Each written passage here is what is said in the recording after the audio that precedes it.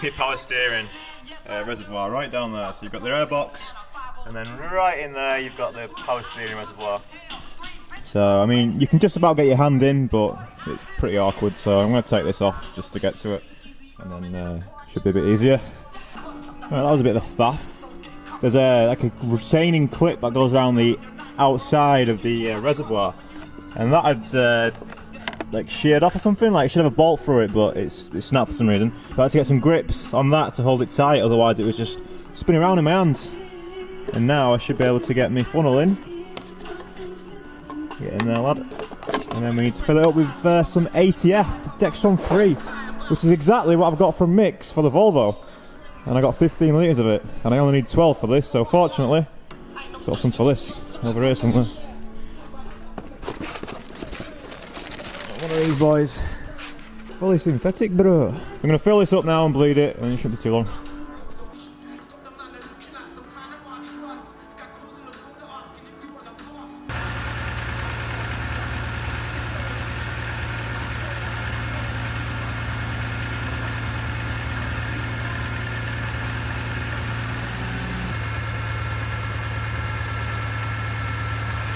Can you see the smoke? That's just some, I don't know, it must be some lubricant oil that I was using yesterday, and I got some on the exhaust manifold, so that's just burning off. Or it's on fire. Right, that's the coolant bled. No, it's not. Power steering fluid, that's been bled. So the system took about a litre of power steering fluid, or ATF, however you want to look at it. Simple to bleed, just top it up, turn the wheel a few times, it's all good. Didn't seem to take much fluid until I gave it a tickle though. And I didn't mind giving it a tickle because it sounded really good with the airbox off. A lot of people ask me if I'm going to put a CSL airbox on the car, and in my opinion the 4.1 should give us a better performance increase per pound spent, if that makes sense. So I'm keeping the intake and the exhaust pretty stock as it is, because it works alright as it is. It's legal, goes for an MOT fine, and it's alright. It'll be alright. With the 4.1 I think it'll be plenty fast enough. Right, so I'm going to sort my Recaro out now, trying to get a nice seating position, get comfortable. Then I'm going to go for a little bez. So I'll catch up with you when I've took the car out, shall I? Alright Joe. That's alright. You've missed this, haven't you? This camera stuff. This awkward bit. Yeah, this real awkward bit where I talk to my son and I point this thing in my face. Oh yeah, YouTube. Alright, yeah. Right, let's go out.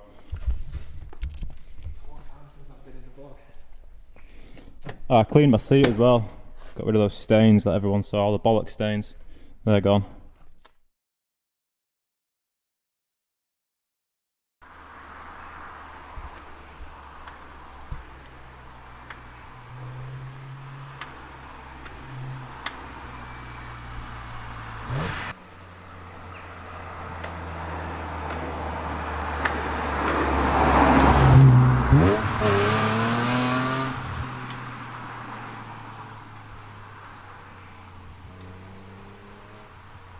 Right, so we just got back from this test drive. Car feels really good, the steering feels really fast, a lot faster than what I thought it would.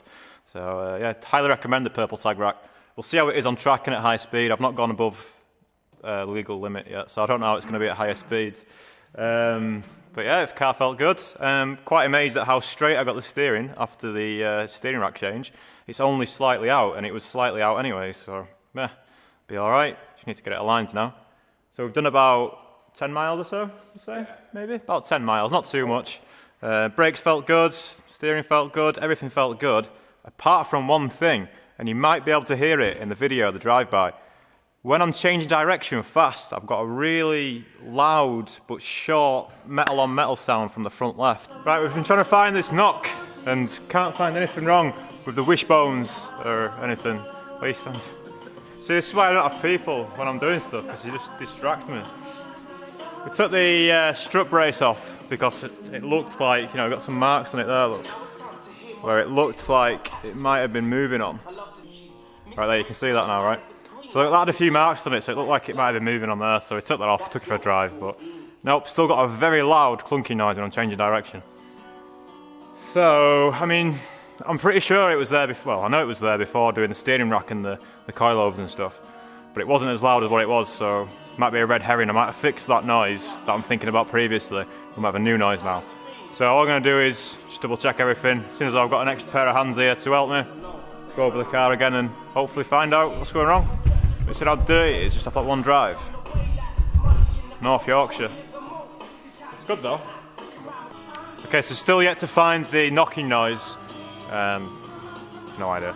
But what I did find was that my car has a clutch delay valve fitted. And it was my understanding that all manual E46 M3s didn't have clutch delay valves. But I've just removed one from my car, so yeah. I read that all manual E46 M3s didn't have that, but there it is. And it's off. You get that clip back on? I got that clip back on, but I've not fixed anything yet. So I've been trying to find this knocking noise, and everything looks solid underneath. But when you're driving the car, it really is a savage noise. And I've got no idea where it's coming from. I can't find anything wrong with the car underneath. So I've done what all great car enthusiasts do when they ain't got a fucking clue what's going on. I've put a message in a Facebook group called Track Stormers. And if you're in that group, thanks, because this group seems pretty helpful. So we'll just wait now, we'll just wait, and then we'll see if the answer comes rolling through. Oh, someone's typing. Tyres rubbing on coilovers, the first response.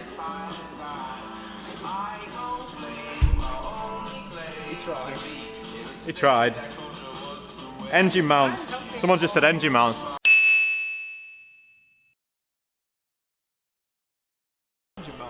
Well, I think we might have found what it was, Joe, so I'm going to update YouTube, yeah. Right, YouTube, I think I might have found something. I've not test driven the car yet, but I think I might have I definitely found something that I weren't happy with anyway. I took a quick picture on my phone so you can have a look here. That's the arse end of the engine mount poking through. All we noticed was a bit of threaded bar, but we didn't see any nut on the end. And then with the pry bar in, there was quite a lot of movement. So what I've done is I've slapped a nut on, that was on both sides, both engine mounts. So we've slapped a nut on both sides, and it feels a lot tighter now. So I'm going to go for a test drive and see if that fixed it. You might notice there's another E46 here. It's just round there, look. That's Dan's car, and we've had a quick look at that as well for reference, and that had bolts at the bottom, whereas mine didn't. That's an M54, mine's an S54, so same engine family, and yeah, I'm reckoning that I should have some nuts on the end. Bolts, nuts. I always get nuts and bolts mixed up, but you know what I mean, right? So it's tight now, the engine mounts are tight, so we'll go and see if that knock's still occurring. Hopefully it's fixed it. I'm feeling good. Huh? See if the clutch is still alright as well. Oh yeah, and I obviously need to test drive my clutch with the clutch delay valve change. So let's get the car down and go for a drive.